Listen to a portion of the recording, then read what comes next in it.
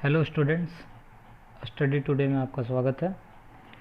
यहाँ पर हम लोग कुछ एमसीक्यू क्वेश्चंस को सॉल्व करेंगे जो क्लास 10 के चैप्टर 7 से संबंधित है। पहला क्वेश्चन बोला है p का वैल्यू दिया हुआ है, p दिया हुआ है p 2 3, यानी 2 जो यहाँ पर हुआ x का वैल्यू हो गया यहाँ पर 2, y का हो गया यहाँ पर 3। इससे क्या बोला है, x अक्ष से दूरी ज्ञात कीजिए। तो जब भी x अक्ष से दूरी पूछा जाए, x अक्ष से दूरी अगर पूछा जाता है तो y का जो वैल्यू होता है वही आंसर होता है। अगर y अक्ष से दूरी पूछा जाए, y अक्ष से दूरी पूछा जाता है तो x का जो वैल्यू होगा वह आंसर हो जाएगा। तो यहाँ पर हमको x अक्ष से दूरी पूछा गया है तो इसलिए y का वैल्यू आंसर हो जाएगा, यानी इसका आंसर होगा 3। बढ़ते हम लोग अपने अगले क्वेश्चन की तरफ। अगला क्वेश्चन कहा है कि दो बिंदु है, एक है A और एक है B। दोनों बिंदु के बीच की दूरी ज्ञात करनी है। तो दूरी ज्ञात करनी है तो यहाँ A का निर्देशांक 0 और 6 दिया हुआ है, 6 0 और 6। B के निर्देशांक 0 और -2 दिया हुआ है। दोनों के बीच की दूरी ज्ञात करनी। इसको हम दूरी सूत्र का फॉर्मूला से भी ज्ञात कर सकते हैं या फिर बिना फॉर्मूला का यूज़ के भी इसको ज्ञात किया जा सकता है। जैसे कि मान लेते हैं एक प्लेन है, ये x ये y। फर्स्ट पॉइंट कहाँ पर आएगा? फर्स्ट पॉइंट जो a दिया हुआ a कहाँ पर आएगा? a जो है a का मान क्या दिया हुआ है, 0 और 6। तो ये हो गया तुम्हारा मूल, ये हो गया हमारा मूल बिंदु, यहाँ पर हो गया मूल बिंदु यानी 0। a का वैल्यू कहाँ पर आएगा? ऊपर में कहीं पर इस जगह पर, ठीक है। और b का वैल्यू कहाँ पर आएगा? ये a का वैल्यू यहाँ पर आ जाएगा, b का वैल्यू कहीं यहाँ पर आ सकता है, ठीक। यहाँ से यहाँ तक का दूरी 6 लिख सकते हैं और यहाँ से यहाँ तक का दूरी -2 हो जाएगा। तो टोटल कुल दूरी यहाँ से यहाँ तक का 8 लिख सकते हैं। तो इसका सही आंसर होगा 8। इसे हम दूरी सूत्र के फॉर्मूला से भी निकाल सकते हैं। एक बार दूरी सूत्र का फॉर्मूला से भी इसको निकाल के देख लेते हैं कि क्या हमारा आंसर जो 8 है वो सही आ रहा है कि नहीं आ रहा है। जैसे दूरी सूत्र का फॉर्मूला होता है √x2 माइनस x1 का square plus y2 minus y1 का स्क्वायर। इस फॉर्मूला की सहायता से भी हम इसको निकाल सकते हैं। जैसे कि x2 यहाँ पर 0 और x1 हो जाएगा 0, तो 0 माइनस 0 का स्क्वायर करेंगे तो जाएगा 0, प्लस y2 माइनस y1 यानी 0 -6 -2 -6 -2 -6 का स्क्वायर। 0 का 0 यहाँ पर हो जाएगा -2 -6 का स्क्वायर करेंगे यानी -8 का स्क्वायर हो जाएगा, और -8 का स्क्वायर होगा 64, यानी ओवरऑल 64 आएगा। √64 का हो जाएगा 8, यानी इसका सही आंसर है 8। आप चाहें तो इस तरह से भी करके निकाल सकते हैं या फिर दूरी सूत्र का प्रयोग करके भी इसका आंसर निकाला जा सकता है। नेक्स्ट क्वेश्चन क्या बोला है? नेक्स्ट क्वेश्चन है P है, उसका मूल बिंदु से दूरी ज्ञात करना है। मूल बिंदु क्या होता है? जिसका निर्देशांक 0 0 हो उसे हम लोग मूल बिंदु कहते हैं, मूल बिंदु कहा जाता है, ठीक। मूल बिंदु यानी ओरिजिन, ठीक है। यहाँ पर मूल बिंदु से दूरी पूछा जाए तो सीधा सीधी x² प्लस y² का फॉर्मूला लगा के इसको सॉल्व कर देंगे। x हो जाएगा 6, y हो जाएगा 8, तो 6 का स्क्वायर 36 प्लस y का स्क्वायर यानी 8 का स्क्वायर 64। टोटल करेंगे तो 100 आएगा। √100 का कितना होता है? 10। तो इसका सही आंसर होगा 10। अगला क्वेश्चन पूछा गया है कि दो बिंदु है, एक का निर्देशांक 0 और 5 है, दूसरा बिंदु है -5 और 0 1। दोनों के बीच की दूरी ज्ञात करनी है। सेम कॉन्सेप्ट लगाएंगे, दोनों का बीच का दूरी निकाल सकते हैं हम लोग। इसे कार्तीय तल के द्वारा भी बना सकते हैं या फिर बिना दूरी सूत्र का फॉर्मूला से भी बना सकते हैं। जैसे कि दूरी सूत्र से बनाते हैं इसको, रूट x2 माइनस x1 यानी x2 यहाँ पर हो जाएगा 5, तो -5 और x1 हो जाएगा 0,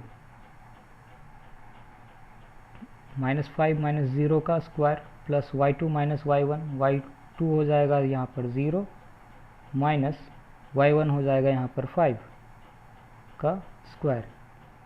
इसको सॉल्व करेंगे तो ये सॉल्व होके आएगा 25, ठीक है, -5 का स्क्वायर 25। उसी तरह से यहाँ भी आएगा -5 का स्क्वायर 25 यानी 25 और 25 को जोड़ देंगे तो हो जाएगा रूट 50। रूट 50 को निकालते हैं तो हम इसे लिख सकते हैं 5√2, तो सही आंसर इसका होगा 5√2। बढ़ते हैं हम लोग अपने अगले क्वेश्चन की तरफ। अगला क्वेश्चन बोला है एक आयत है AOBC। AOBC क्या है? एक आयत है। आयत के 3 शीर्ष दिया हुआ AOB और C का वैल्यू नहीं दिया है। इसका क्या पूछा है? विकर्ण। आयत किस प्रकार से होता है? ये होता है आयत। क्या क्या दिया हुआ? AOBC। इसका विकर्ण पूछा है, यानी यहाँ से यहाँ तक की दूरी, A से B तक की दूरी। तो हम लोग A और B तक की दूरी निकाल देंगे। AB बराबर x2 x1 वाला फॉर्मूला का इस्तेमाल करके इसको निकाल देंगे। तो सीधी सी बात है, x2 माइनस x1 यानी A और B के लिए x2 हो जाएगा 5 माइनस x1 हो जाएगा 0 का square plus y2 minus y1 हो गया 0, y1 हो गया 3, तो 0 माइनस 3 का स्क्वायर। इसको सॉल्व करेंगे तो ये 5 का स्क्वायर होगा 25, यहाँ पर 3 का स्क्वायर हो जाएगा 9, जोड़ देंगे तो कितना हो जाएगा? √34। तो √34 इसका हो जाएगा सही आंसर। आते हैं हम लोग अपने अगले क्वेश्चन की तरफ। अगला क्वेश्चन बोला है शीर्ष दिया हुआ है 0 4 0 0 और 3 0। त्रिभुज का परिमाप, इसको हम लोग किस तरह से सॉल्व करेंगे? इसको त्रिभुज का परिमाप निकालने के लिए, जैसे कि ये त्रिभुज दिया हुआ है हमारे पास, ये त्रिभुज है, एक का वैल्यू दे रखा है 0 4 0 और 4, एक का वैल्यू दे रखा है 0 0, एक का वैल्यू दे रखा है 3 और 0। हमको परिमाप पूछा गया है। परिमाप यानी इतना प्लस इतना प्लस इतना कर देंगे तो हमारा परिमाप निकल जाएगा, यानी ये भुजा प्लस ये भुजा प्लस ये भुजा करेंगे तो हमारा परिमाप निकलेगा। ठीक, तो इसको डायरेक्ट कैसे सॉल्व किया जाए? तो इसको डायरेक्ट, तो इसे ज्ञात करने के लिए इसे इस तरह से अगर हम दूरी निकाल के ज्ञात करेंगे तो बहुत समय लगेगा। तो इसके लिए हम क्या करते हैं, पहले मैं इसको मिटा लेता हूँ, हटा देता हूँ, उसके बाद बताते हैं इसको डायरेक्ट कैसे बनाया जाए। जैसे हम इसमें कार्तीय तल का इस्तेमाल करेंगे। कार्तीय तल, जैसे एक प्लेन ले लिए, ये कुछ इस तरह से, यहाँ पर जो वैल्यू होगा वह मूल बिंदु होगा, यानी 0 0 होगा, 0 0 हो जाएगा, यानी एक बिंदु तो यहाँ आ रहा है 0 0। दूसरा बिंदु बोला गया है 0 और 4। ये कहाँ आ सकता है? x में 0 y में 4, तो x में यानी 0 y में 4, ये बिंदु कहीं यहाँ पर आएगा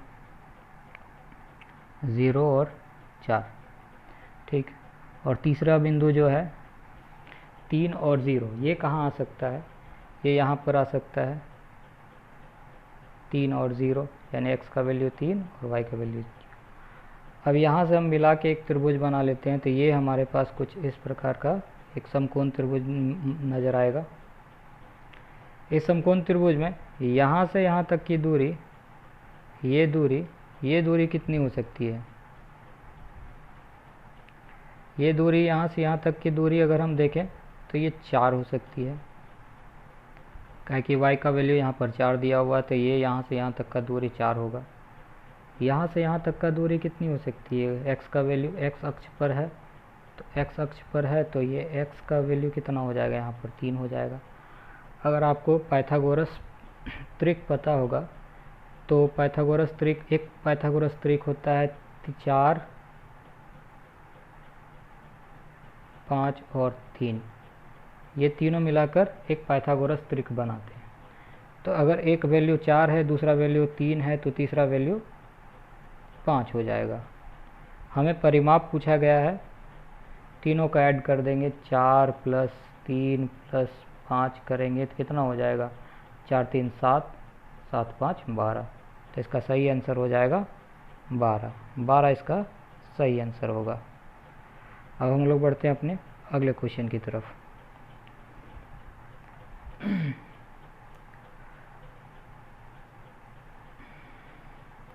हमारा अगला क्वेश्चन बोला है कि शीर्ष दे रखा एक त्रिभुज का ए, बी और सी, ए का मान दिया हुआ है 3 0, बी का मान दिया हुआ 7 0, सी का मान दिया हुआ है 4 और 8। इसे उस पीछे जिस तरह से निकाले थे उस तरह से इसको नहीं निकाला जा सकता, क्योंकि यहाँ पर देखें कि 0 0 करके ज़्यादा मान वाला हमको नहीं मिलेगा, ये कुछ दूसरे टाइप का त्रिभुज बन जाएगा।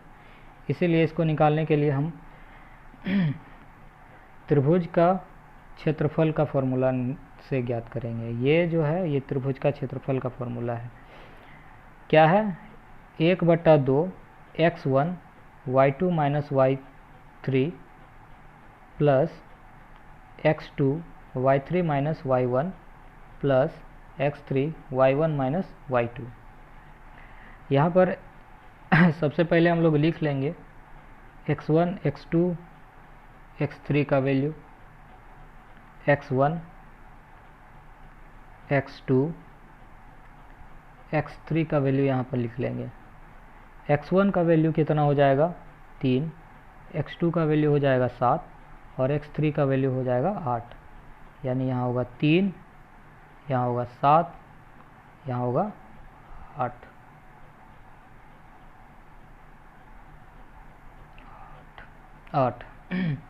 उसी प्रकार से हम लोग y1 y2 और y3 का वैल्यू निकाल लेते हैं। y1 का वैल्यू हो जाएगा यहाँ पर 0, y2 का वैल्यू हो जाएगा 0 और y3 का वैल्यू हो जाएगा 4। इस फॉर्मूला में इसको पुट करेंगे और इसका आंसर ज्ञात करेंगे। ये आपको खुद से ट्राई करना है। बढ़ते हम लोग अपने अगले क्वेश्चन की तरफ। अगला क्वेश्चन बोला है बिंदु इतना और इतना को मिलाने वाली रेखाखंड आंतरिक रूप से 1:2 के अनुपात में विभाजित करती है, तो मिलाने वाला जो बिंदु होगा वह किस स्थिति पर होगा, चतुर्थांश 1, चतुर्थांश 2, चतुर्थांश 3 या चतुर्थांश 4। देखिए चतुर्थांश क्या होता है, जैसे कि एक कार्तीय तल है, ये x और ये y है, तो ये चतुर्थांश 1 कहलाएगा, ये चतुर्थांश 2 कहलाएगा, ये चतुर्थांश 3 कहलाएगा और ये चतुर्थांश 4 कहलाएगा। ठीक है, चतुर्थांश 1 में x और y दोनों प्लस में होंगे, चतुर्थांश 2 में x माइनस में रहेगा बल्कि y प्लस में रहेगा, चतुर्थांश 3 में x भी माइनस में होगा, y भी माइनस में होगा और चतुर्थांश 4 में x प्लस में रहेगा, y माइनस में रहेगा। ये मैं इसलिए बता रहा हूँ क्योंकि अभी जो हम इसको विभाजन सूत्र का प्रयोग किए बिना निकालने का कोशिश करेंगे डायरेक्ट। ठीक,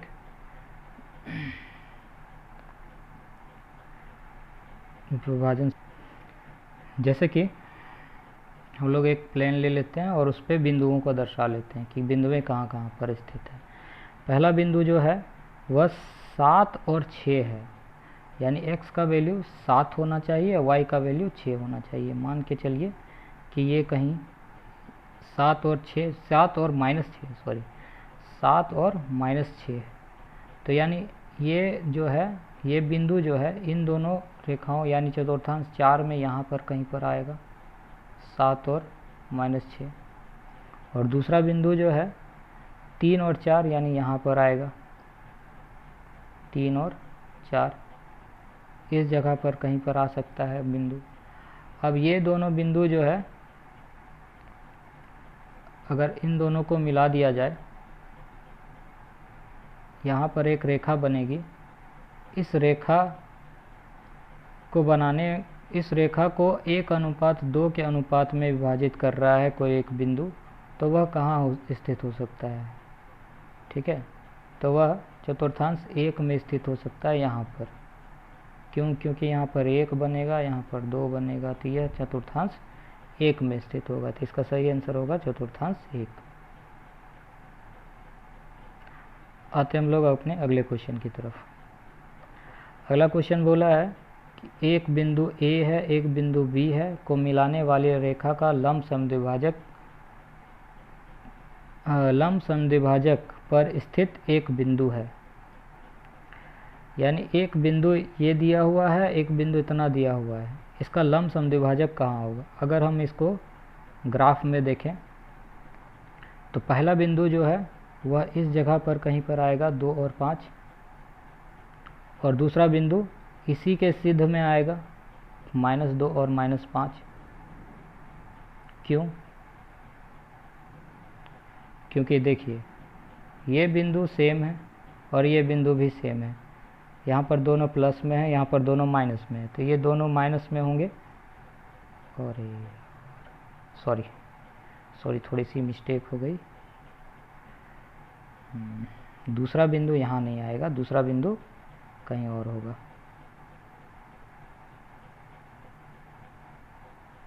एक बिंदु तो यहाँ आएगा, 2 और 5, और दूसरा बिंदु कहाँ आ सकता है? दूसरा बिंदु आ सकता है इस जगह पर, क्योंकि यहाँ पर x भी माइनस में, y भी माइनस में, तो इस जगह पर आएगा -2 और -5।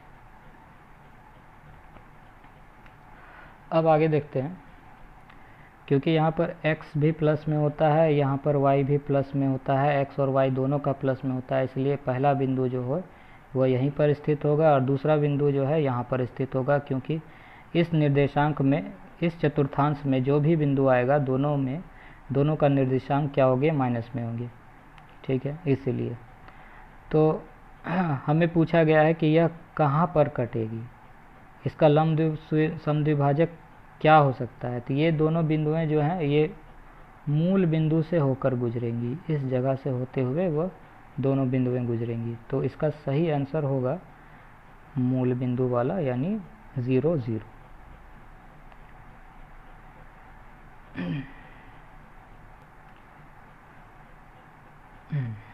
ख़त्म।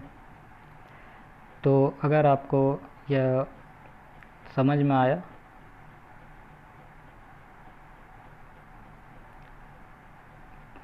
वीडियो को पूरा देखने के लिए थैंक्स।